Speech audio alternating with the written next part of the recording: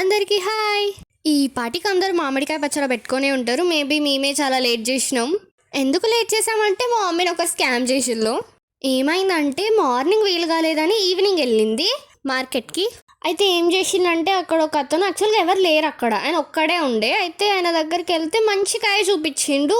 Taste చేసి చూస్తే కూడా బాగా పుల్లగా ఉండే, బాగుంది, అంతా ఓకే. బట్ పండిన కాయలు ఇచ్చిండు. ఇవ్వడం మాత్రం పండిన కాయలు ఇచ్చిండు, టేస్టింగ్కి మాత్రం పుల్లటి కాయ ఇచ్చిండు. తను చూపించిన కాయ మేము కొన్న కాయ సేమే ఉంది. సో మేము సేమ్ అనుకొని తెచ్చేసుకున్నాం. నెక్స్ట్ డే వాటిని కట్ చేసి చూసేసరికి అవన్నీ పండిపోయి ఉన్నాయి. ఇక మళ్ళీ మార్కెట్కి వెళ్ళి మళ్ళీ వేరే కాయల్ని చూసి తెచ్చి పచ్చడి పెట్టే వరకు ఈ టైం అయింది.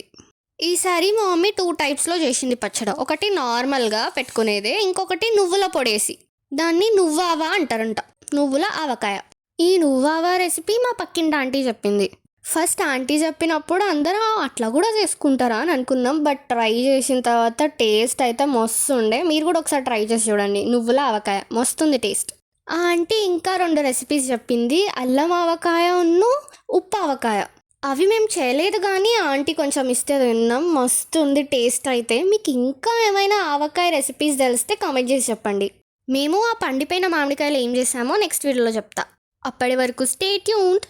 ఇంకేముంది, ఆ మామిడికాయ పచ్చడి పోపు పెట్టేసి ఉన్న వాళ్ళందరం తినేసినాం.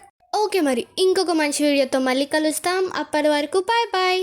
ఇంతవరకు వచ్చారు కదా, ఫాలో చేసుకుని వెళ్ళండి. ఓకే మరి బాయ్ బాయ్.